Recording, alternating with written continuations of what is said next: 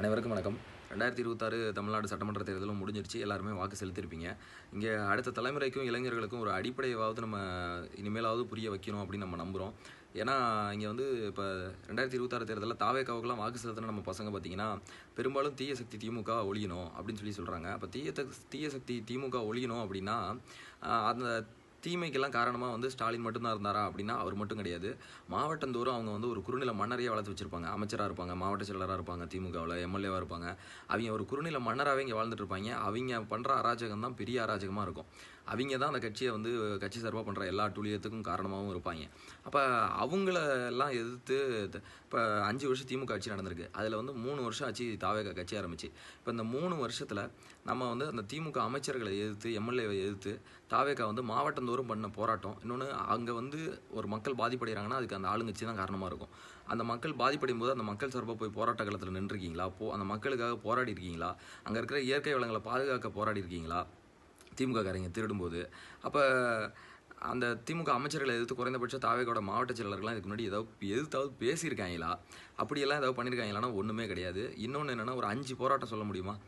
அதை தாண்டி இது போராட்டம் பண்ணலன்றதை தாண்டி குறைந்தபட்சம் அவங்களுக்கு இங்கே மாவட்டந்தோறும் என்ன பிரச்சனை இருக்குன்னே தெரியாது. தாவேகா மாவட்ட செயலாளர்களுக்கெல்லாம் அதுவும் குறிப்பாக இப்போ வேட்பாளராக நின்றவங்கலாம் பார்த்தீங்கன்னா 100க்கும் மேற்பட்டவங்க வேறு கட்சியில் சீட்டு கிடைக்கலன்னு சொல்லி அங்கே திருட வாய்ப்பு கிடைக்கலன்னு சொல்லி இங்கே வந்து தாவேகாவில் சீட்டு வாங்கிட்டு நின்றவங்கலாம் ஏகப்பட்ட பேர் இருக்காங்க.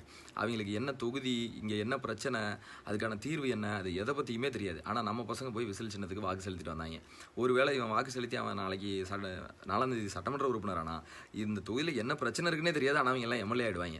அப்போ இதை வந்து யோசிக்காமல் நம்ம பசங்க ஏன் வாக்கு செலுத்தினாங்க அப்படின்னா கண்மூடித்தனமான ரசிக மனப்பான்மை. முதல்ல அவங்களுக்கு இந்த அடிப்படையே தெரியல. ஏன்னா நம்ம பசங்களுக்கு இங்கே நம்ம மாவட்டத்தில் எத்தனை பேரூராட்சி இருக்குது, எத்தனை ஊராட்சி இருக்குது, அதில் என்ன பிரச்சனை, நம்மளை சுற்றி நம்ம தெருவில் என்ன பிரச்சனை இருக்குது, அதுக்கான தீர்வு என்ன, இது யாரால் அது நடக்குது அப்படிங்கிறதே நம்ம பசங்களுக்கு தெரியல. இதை எதையுமே கவனிக்கல.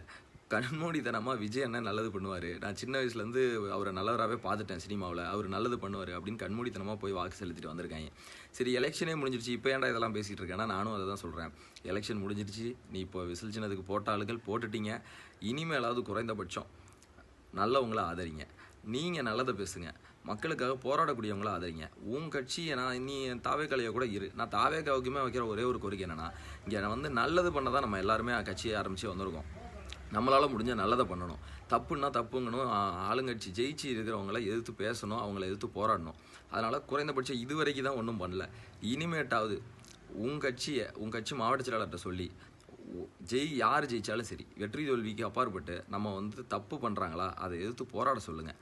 குறைந்தபட்சம் அதையாவது பண்ண சொல்லுங்கள். அதுபோல் நீ இங்கே இருக்கிற இந்த வீடியோவை பார்க்குற எல்லாருக்கிட்டையும் நம்ம சொல்லிக்கிறது என்னென்னா நல்லவங்கள ஆதரிப்போம், மக்களுக்காக போராடக்கூடியவங்கள ஆதரிப்போம். முதல்ல அது மாதிரி இந்த உக்காந்துக்கிட்டு ரீல்ஸில் அரசியல் பார்க்குறத விட்டுட்டு இந்த நம்ம மாவட்டத்தில், நம்ம தெருவில், நம்ம ஊரில், நம்ம பஞ்சாயத்தில் என்ன பிரச்சனை அப்படின்னு நீ முதல்ல ஒரு இளைஞராக யோசி. அதுக்கான தீர்வு என்னென்னு நீ யோசி. அதுபோல் அந்த தீர்வை நீ சொல்லு, மேடையில் நீ போய் பேசு. உன் கட்சி மாவட்ட செயலாளர்கள்ட்ட நீ எந்த கட்சியில் இருந்தாலும் அதை சொல்லி பேச சொல்லு, அதுக்காக போராட சொல்லு. முதல்ல நீ போராட்ட களத்துக்கு வா. உட்காந்துக்கிட்டு அடுத்தவனுக்கு வந்து அட்வைஸ் மட்டும் பண்ணிக்கிட்டே இருக்காத. நீயும் போராட்ட களத்துக்கு வா, உன்னால் முடிஞ்ச போராட்டத்தை பண்ணு. இது வந்து ஏன்னா இந்த சமூகத்தில் ஒவ்வொரு தனி மனிதருக்குமே இந்த சமூகத்தை பாதுகாக்கக்கூடிய, சமூகத்துக்காக போராடக்கூடிய கடமை இருக்குது. அதை முதல்ல நீ உணரு. 18 வயசு ஆயிடுச்சு, அதனால் உனக்கு ஓட்டுரிமை வந்ததுனாலேயே உனக்கு வந்து அரசியல் அறிவு வந்துருச்சான்னா இல்லை. படித்து பட்டம் வாங்கிட்ட அப்படிங்கிறதுக்காகவே எல்லாருமே டிகிரி ஹோல்டர் தான். ஆனால் அதுக்காக வந்து உனக்கு அடிப்படை அறிவு வந்துருச்சான்னா இல்லை அப்படிங்கிறத நம்ம பசங்க நிறைய பேர் நிரூபிச்சிட்ருக்காங்க.